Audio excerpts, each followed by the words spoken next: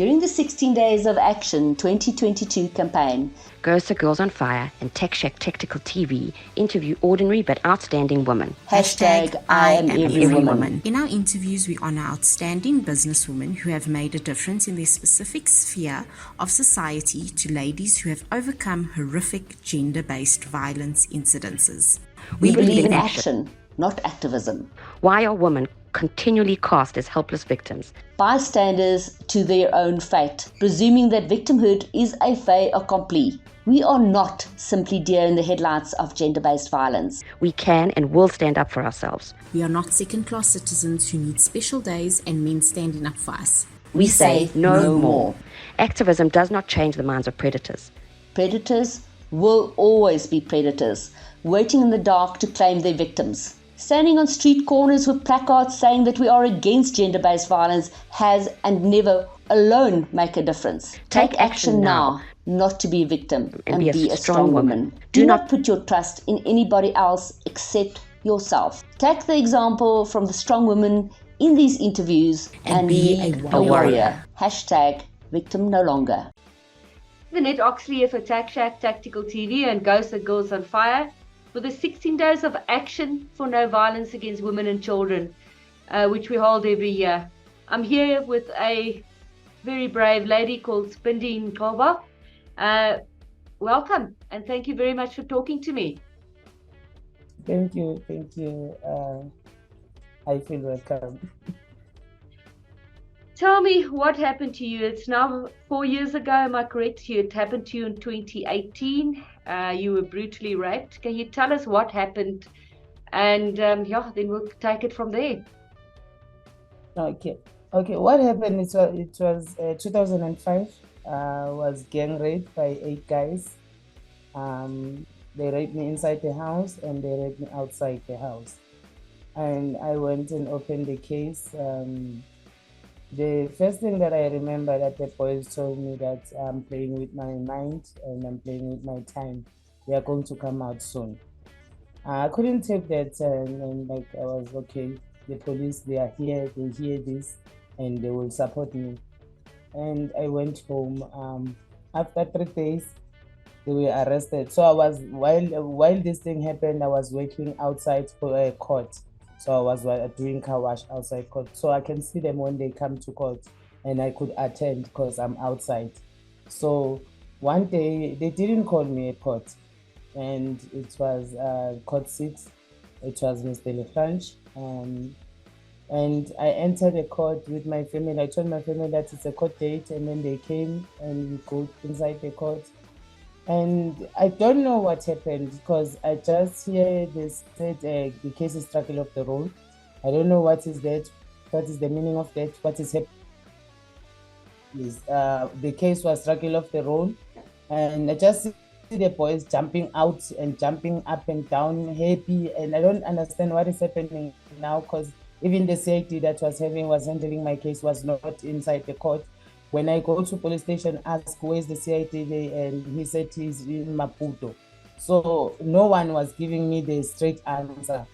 And I was crying, don't know what's wrong with me, and did I do anything wrong? Why is this happening to me? And apparently when we were still don't know what to do, and some woman came to us, and the name of woman was Nozuko. She said the name is Nozuko from Poa. She came to us and said to us, we can help you. And I couldn't understand how they're going to help me because now the boys are out. Only thing that I wanted is justice. So if they are out and you are coming and saying you are going to help me, how? I said, no, I'm going to speak to my colleague and my boss, but I promise you my boss will call you, not me. My boss, she's white and she will call you. And I said, but I don't understand English. How are we going to get along with your boss? And she said, no problem. My boss will call you. And the next day I got a call from this woman. She said she's Kerry Shelva. She's from Poa and she wanted to meet with me. And I said, can I invite my grandfather so that he can explain the things that you're going to tell me? She said, no, I just want to see you. I want to speak to you. And she came to my house. I was scared white woman in the location by that time. So, but I said I agreed because I wanted help. And then she came and talked to me. We sit under the tree outside, and she talked to me. Like, we took maybe 4 hours when we were talking. And she told me that we can help you if you want us to help you. If you are here with us, and like, can you be strong? And I was like, I can, but if I see the boys inside prisoner, then I can be strong. Okay, she said, okay, tomorrow we'll go to court. Tomorrow she came early in the morning, we go to court, Tembisa court, where the case was happening.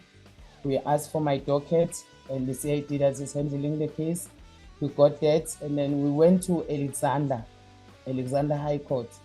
We went there, we spoke to people. I don't know those people, but they are big people in court. We spoke to them, and the case was taken to Alexander High Court. We went to Alexander Court, and I remember I've testified in court, and maybe 2 days after I testified, they called me. They said I must come inside the court, and I came. They said they are sorry, but I have to start afresh. I said, I have to start afresh. How?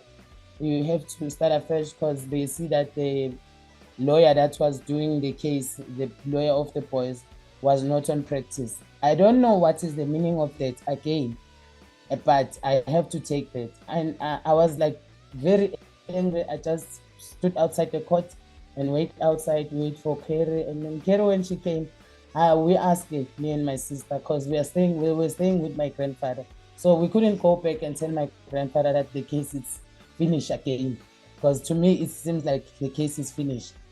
So we asked Carrie to help us, to take us to High Court in Joburg, and she agreed. We had 2 buses, people, they were supporting me. So we take all of those people, we came to Joburg, get inside court, High Court. We sit inside, we sit down in the where you can distract people. They can't move inside, they can't move outside. So they started by calling the security. The security came and they wanted to chase us away. We didn't want to. And they called I think the executive of the court. They came and we didn't want to move, and they called the police. We didn't want to move again. So one of us or 3 were arrested there. So they came at last, maybe around 4. Someone from court came and asked us, what do we want? We told them, we didn't know what we want in High Court actually, but we wanted the case to be in High Court because all of these courts now, they're failing me. So we told them that we want the case to be handled by High Court. They said, where's the papers? And we said, we will come with the papers early in the morning tomorrow, but for now, we want you to give us the straight answer. And she said she will go and come back, and she went and come back and give us a date, and that date was far. And we couldn't move because the date was too far. We sit and we said the date is too far, we can't move here until you give us the right date. And then they give us the date that is near, and then we went to Alexander Court.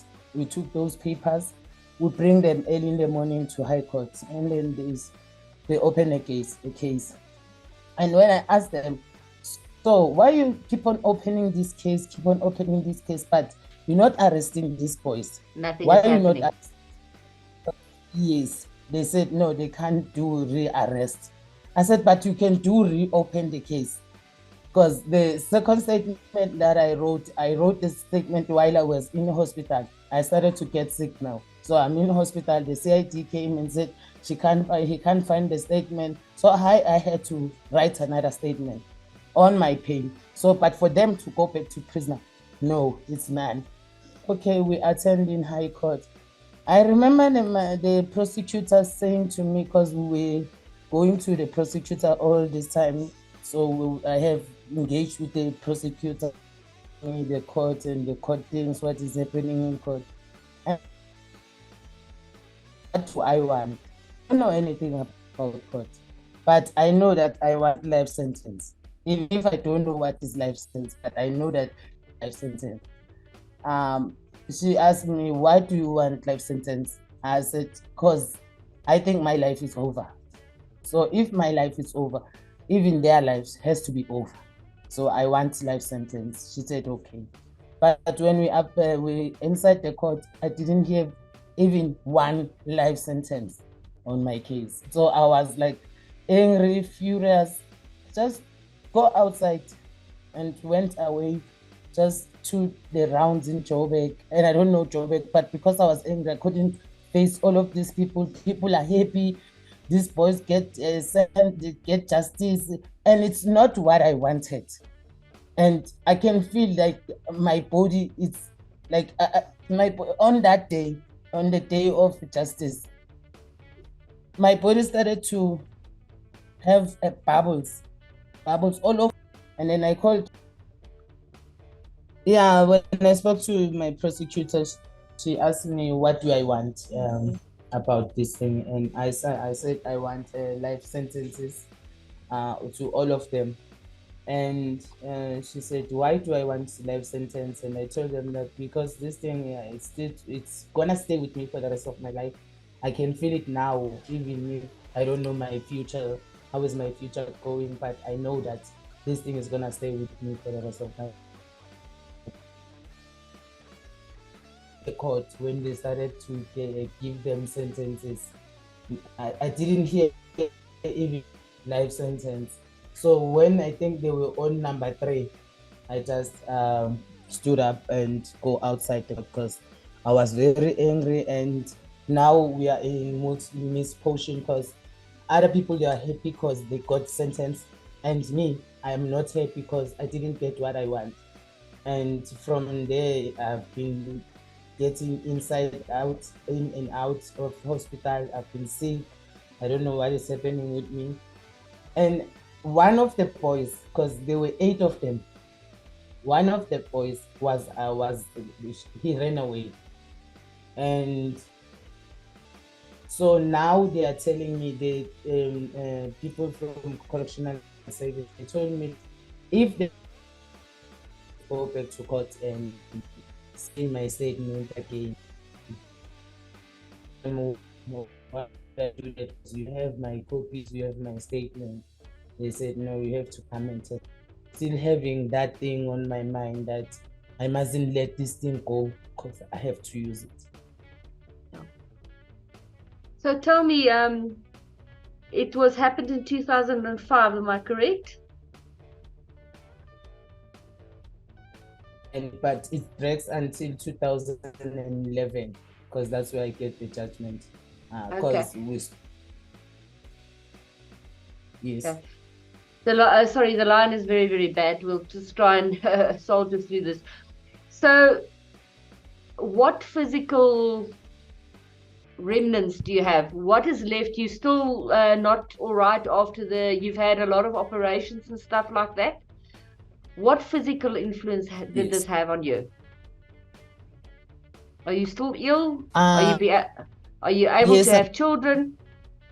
No, I don't. I'm not able to have children because I have this operation straight to my stomach. It's crossing my stomach, and I can't hold my urine.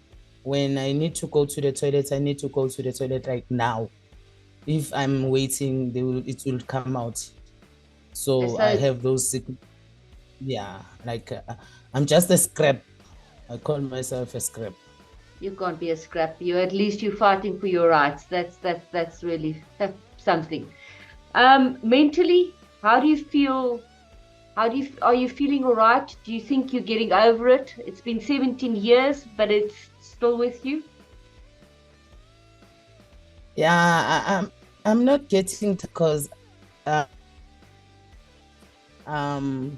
heard that one the boys are out, and because now I'm working with 1 in 9, and now I can know what is wrong, what is needed to happen with my case. So I know that if they have to take out the boys, I have to be there for the correctional service thing. I don't know what is it that they are doing, but I was not called, so I just see for parole, the boys outside. And yeah, correctional service, I was not called. They just did for parole. So they got parole. Yes, they got parole. So when I go and ask who gave these boys parole without me, why I was not told that there's a parole, They said they give me runarounds. I round all of these prisoner because I went to run back.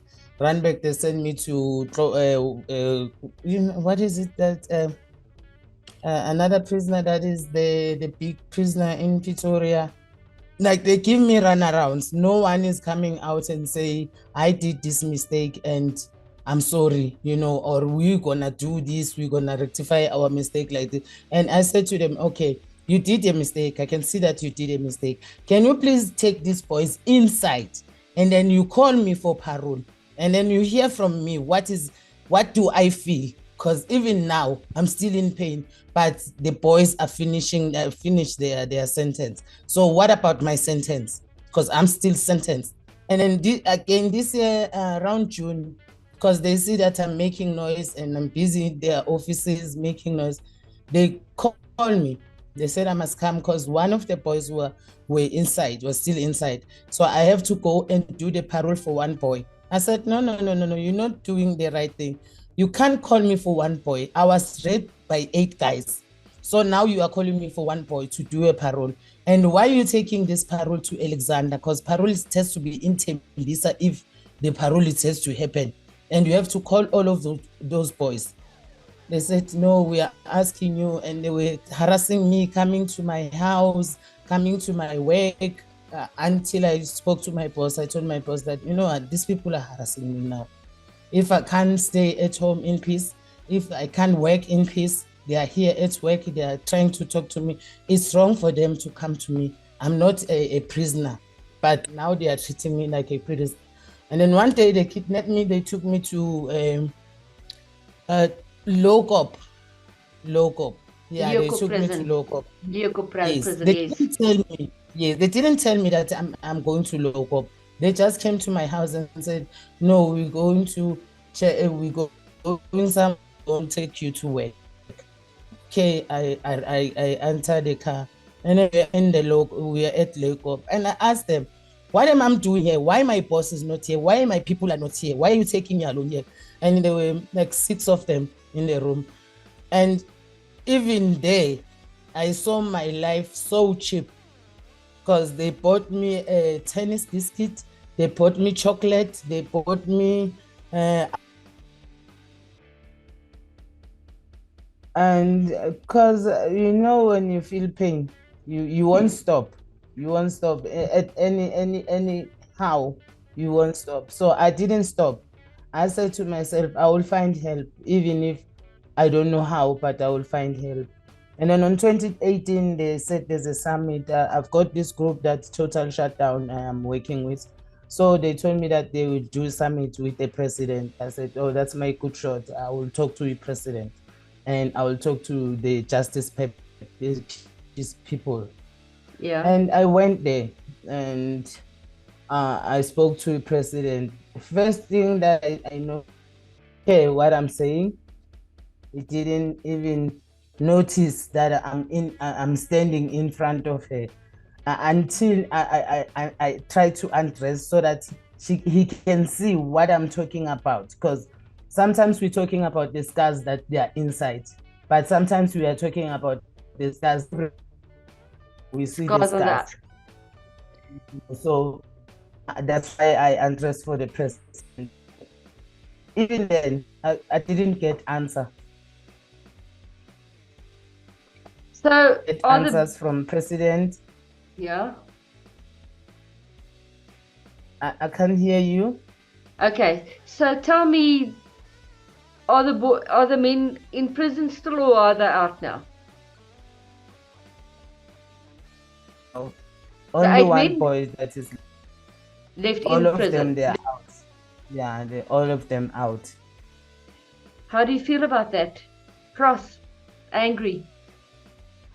Yeah, angry, cross. I try to commit suicide, but I see that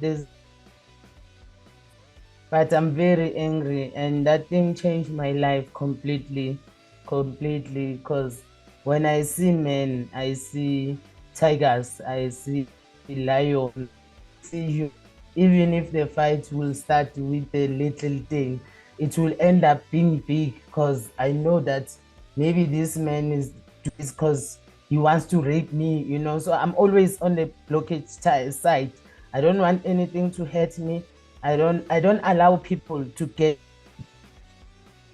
I'm always blocking, and it's even maybe not good in my work, because sometimes I'm not coming to work, I'm sick. Sometimes I'm not coming to work, I'm angry at myself. Why am I working? Why am I working out every day, early in the morning, going to work? Why am I helping other women? What, you know, I've got this lot of questions that I'm asking myself, but no answer that is coming out. Does it help you? You're involved in the project. Is it 1 in 9? And what's the project about? Tell me a little bit about the project. Okay, 1 in 9. I met 1 in 9 while I was busy with my case.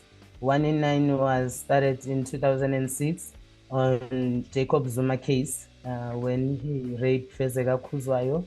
And then those women that they form a group that they are going to assist Fezeka. Those are the women that helps me. So 1 in 9 is helping survivors of South Africa with gender-based violence.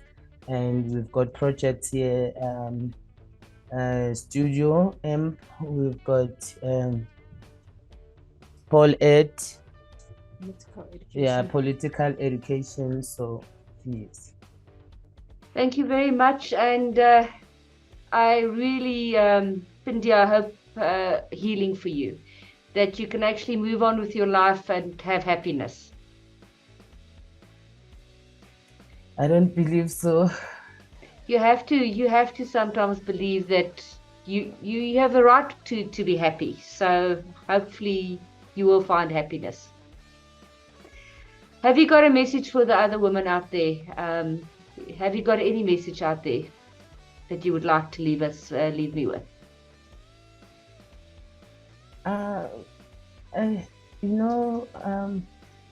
Women, when they get violated, they have this thing that they are scared of their body.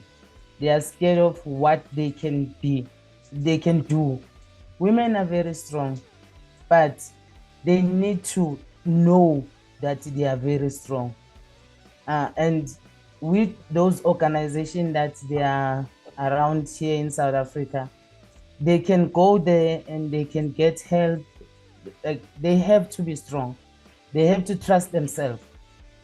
And if you don't trust yourself, you trust other person. That person, when she moves, that means you are alone. So they have to trust themselves. That is a really good message. I do believe that women can be warriors, and we are our own first protectors. We have to look after ourselves. So, Phindili, I really wish you happiness in the future and some healing. Thank you. Thank you. Thank you very much. I've been speaking to Phindili, and thank you very much for your time. Thank you. I'm a girl on fire. I'm not a victim. A girl on fire. I'll stand my ground. Girl on fire.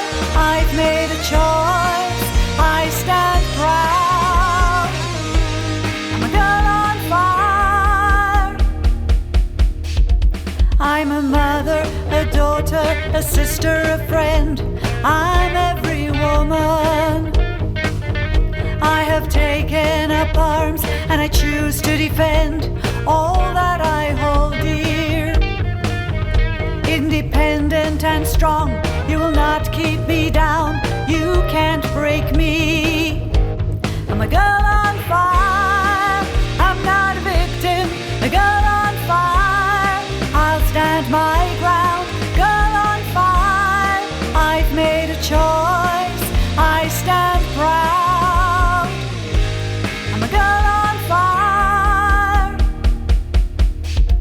Countless hours on the range, I am responsibly armed. I am your equal. I've empowered myself. I have practiced and trained. Fear won't control me. With my sisters in arms, we will make ourselves heard. We'll stand together. I'm a girl on fire.